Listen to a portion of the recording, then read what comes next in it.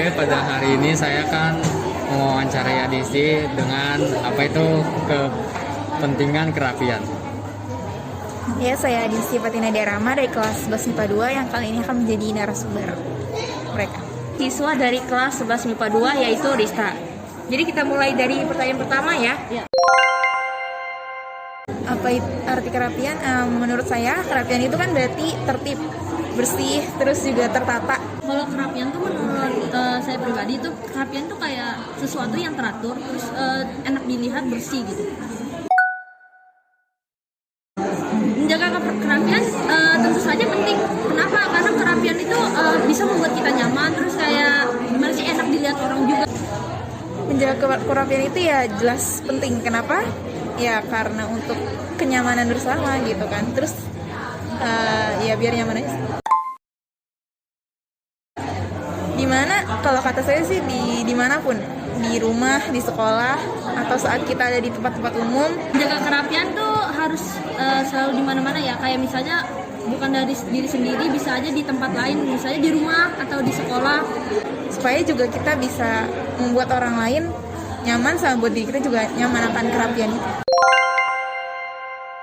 Manfaat menjaga kerapian udah pasti kayak lingkungan sekitar kita atau diri kita pasti bakal lebih nyaman, terus udah gitu enak dilihat orang juga. Jadi kayak menjaga kerapian itu bisa membuat diri kita lebih disiplin, terus lebih teratur gitu.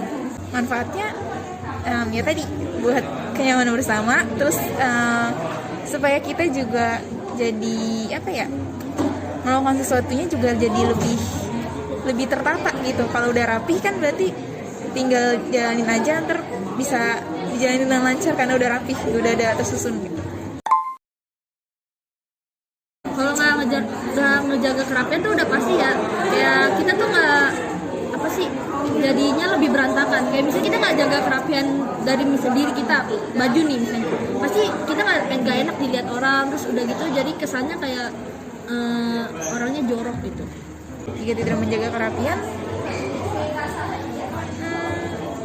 yang pertama mungkin jadi nggak beraturan, karena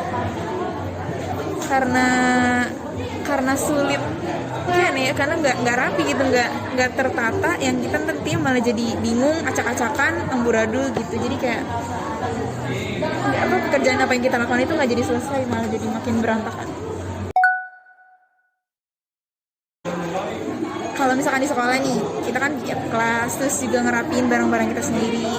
Kalau misalkan kita habis mungkin sebelum dan sesudah belajar gitu, misalkan ngerapiin ke tempatnya semula gitu. Kalau menjaga kerapian di sekolah, kalau di sekolah nih pasti kita interaksinya sama teman sekelas. Kalau menjaga di sekolah udah pasti menjaga kerapian dari kelas dulu, kayak sering disapu atau mejanya harus lurus gitu ya. Kalau di rumah juga seperti itu, ngerapiin ke tempat semula, jadi buat kita lebih nyaman. Nah, kalau di rumah ya bisa di kamar gitu, bisa di kamar kita bisa ngerapihin tempat tidur, jadi barang-barang nggak diletakkan secara sembarangan. Bila ada teman yang menjaga kerapian, pertama saya akan menegurnya. Kenapa? Karena kan kita jadi